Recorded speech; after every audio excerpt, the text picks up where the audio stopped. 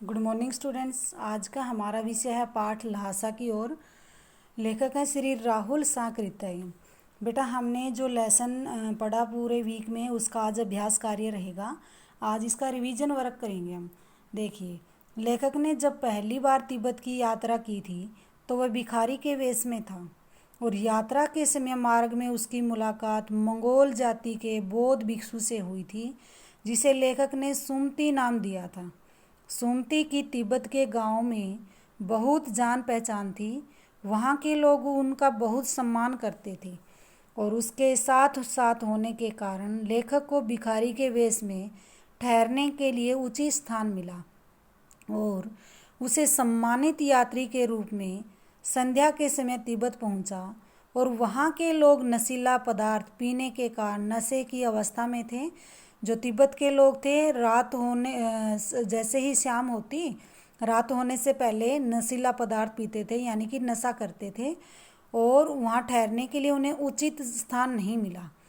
और जब लेखक ने तिब्बत की यात्रा की तो उस समय भारतीयों को तिब्बत जाने की अनुमति नहीं थी और वहाँ तिब्बत की उन्होंने जनसंख्या, वहाँ का जनजीवन, वहाँ की भाषा, वहाँ की संस्कृति को बहुत ही अच्छे ध्यान से देखा और उनका बहुत ही सुंदर वर्णन किया।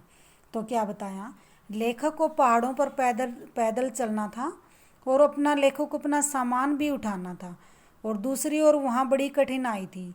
लेखक जो साधारण यात्री के वेश में नहीं था, लेकिन वो भिखमंगे के रूप में था। तो वहाँ तिब्बत में क्या था, भिखमंगों के प्रति आदर का भाव नहीं रखा जाता था। तो ऐसे लोगों को, भिखमंगे लोगों को वहाँ संदेह की दृष्टि से देखा जाता था, यानी कि डाकू चोर लुटेरे तो नहीं हैं। तो देखिए, जो लेखक जब तिब्बत की यात्रा कर रहा था तो वहाँ पर एक ऐसा स्थान आया जो डांडा थोड़ला था। डांडा थोड़ला एक ऐसी जगह है जहाँ चोर लुटेरे और डाकुओं का भय बना रहता है और वहाँ पर यानी कि सरेआम डाकू दिन में ही राहगीर की हत्या कर देते हैं। और डांडा थोड़ला एक ऐसी खतरनाक जगह है जो जंगल में 16-17 हजार फीट की ऊंचाई पर स्थित है। इन जंगलों के आसपास कोई गांव और बस्ती नहीं है।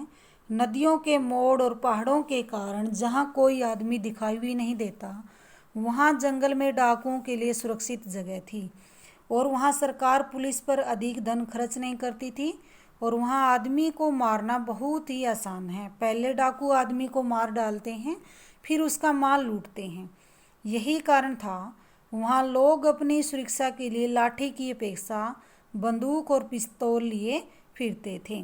और भारत में जैसे महिलाओं को पुरुषों से पर्दा करना पड़ता है, तिब्बत में ऐसी कोई प्रथा नहीं थी। वहाँ जो महिलाएं थी, तो भारत की जो महिलाएं हैं अपरिचित व्यक्ति को घर में घुसने नहीं देती और उनके घर के अंदर तक जाना तो बड़ा ही कठिन बात है। और तिब्बत की जो औरतें थी, अपरिचित व्यक्ति आसानी से उनके घर में बिना रोक टोक के अंदर जा सकते हैं और न वह महिलाएं पर्दा प्रथा करती, न किसी अपरिचित व्यक्ति से भयभीत होती, लेकिन अपरिचित व्यक्तियों पर वो सहज ही विश्वास कर लेती हैं, उनका स्वागत करती हैं और उनकी मुसीबत में सुरक्षा करती हैं, उनके लिए चाय पानी नाश्ते का प्रबंध करती हैं। तो इसमें लहासा की ओर एक ये यात्रा वृत्त है बेटा। इसमें राहुल साकृत्य ने तिब्बत की यात्रा का बहुत ही सुंदर वर्णन किया है। और तिब्बत जो एक पहाड़ी क्षेत्र है, वहाँ की प्राकृतिक छटा को दर्शाना लेखक के लिए एक मुख्य बात थी, क्योंकि बाहर से तिब्बत तक की यात्रा करने में कैसी कैसी कठिनाइयों को उन्होंने सामना करना पड़ा। तिब्बत के लोगों का जीवन कैसा है, उनका व्यवसाय है, उनका समाज संस्कृति, उनकी आर्थिक व्यवस्था का वर्णन भी उन्होंने किया है।